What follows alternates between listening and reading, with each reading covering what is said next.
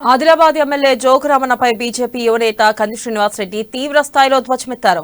Tarnam bridge వైఫల్యాలను ప్రశ్నిస్తే సమాధానం చెప్పలేక జోగ్ గ్యాంగ్ అండ్ కో బరితెగించి మాట్లాడుతున్నారని మండిపడ్డారు. 14 ఏళ్లు జోగురామన్న కుంభకర్ణ నిద్రపోయి ఆదిలాబాద్ జిల్లాని భ్రష్టు పట్టించారని బీజేపీ నేత కంది శ్రీనివాస్ రెడ్డి ఆరోపించారు.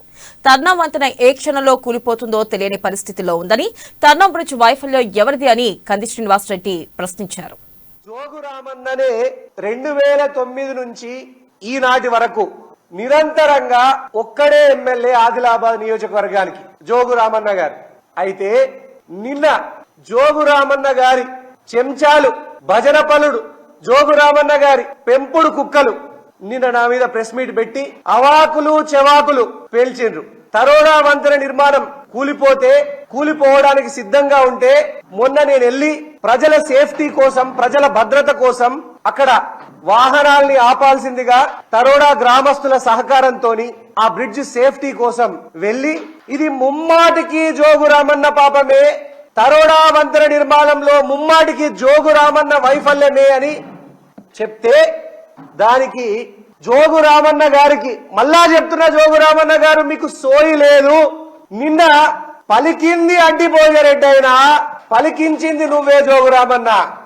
నీ మొద్దు నిద్ర వల్ల, నీ కుంభకర్ణ నిద్ర వల్ల ఆదిలాబాద్ ప్రజలందరూ కూడా మా ఎమ్మెల్యే జోగురామన్న చవట, దద్దమ్మ, సన్నాసి అని అనుకుంటున్నారు. ఒక బ్రిడ్జిని కూడా మీరు వంతెనని కూడా కట్టించలేని పరిస్థితుల్లో ఉన్నటువంటి జోగురామన్న గారు అది అడిగినందుకు, కంది శ్రీనివాస్ రెడ్డి ప్రశ్నించినందుకు నన్ను బండ బూతులు తిట్టించిన జోగురామన్న గారు. అనాగరికమైనటువంటి భాషల, సభ్య సమాజం తలజించుకునేటువంటి భాషల మాట్లాడిపించిన జోగురామన్న. నీ నీచ సంస్కారానికి నువ్వెట్లా చదువుకున్నది 6వ తరగతో 10వ తరగతి, మరి దొంగ సర్టిఫికెట్లా, దొంగ పట్టాలు అవి మాకు తెలియవు. కానీ నీ చదువులేని తనానికి, నీ నీచ సంస్కృతికి, నీ నీచ సంస్కారానికి వదిలేస్తున్నా. నువ్వు కంది శ్రీనివాస్ రెడ్డిని ఎన్నిసార్లు బెదిరించినా కళ్ళు పీకేస్తా, కంది శ్రీనివాస్ రెడ్డి ఊర్లలో ఎట్లా తిరుగుతావో చూస్తా, పోలీసు కేసులు నడిపిస్తా, నీతో ఎంతమంది తిరుగుతారో చూస్తా అని నువ్వు ఎన్నిసార్లు అన్నా కూడా కంది శ్రీనివాస్ రెడ్డి అనేటోడు ఆదిలాబాదు ప్రజల కోసం నిరంతరం ప్రశ్నిస్తూనే ఉంటాడు. నా మీద కేసులు పెట్టినా, నా మీద అక్రమ కేసులు బనాయించినా, నన్ను జైల్లో పంపించినా నేను మాత్రం ఆదిలాబాద్ ప్రజల కోసం ప్రశ్నిస్తూనే ఉంటా జోగురామన్న. నన్ను 100 సార్లు జైల్లో పెట్టు, కానీ ఆదిలాబాద్ ప్రజల కోసం ప్రశ్నిస్తూనే ఉంటా. ఏమన్నాడు జోగురామన్న? నీ పెంపుడు కుక్కలు, నీ చెంచాలు ఏమన్నాయి? 18 నెలల క్రితం నేషనల్ హైవే కేంద్ర ప్రభుత్వం ఈ బ్రిడ్జిని స్వాధీనం చేసుకున్నది, ఒప్పుకుంటా. మేము చెప్పింది కూడా అదే. 18 నెలలకు క్రితం నేషనల్ హైవే దీన్ని హ్యాండ్ ఓవర్ చేసుకొని ఉంటే 2009 నుంచి 2021 వరకు నువ్వేం చేసినావు? గాడిద పళ్ళు తోమినావా? ఎమ్మెల్యే నువ్వు కాదా? నీకు సోయి లేదా? జోగురామన్న మిమ్మల్నే గాడిద పళ్ళు తోమినరా మీరు? 2009 నుంచి 2021 వరకు.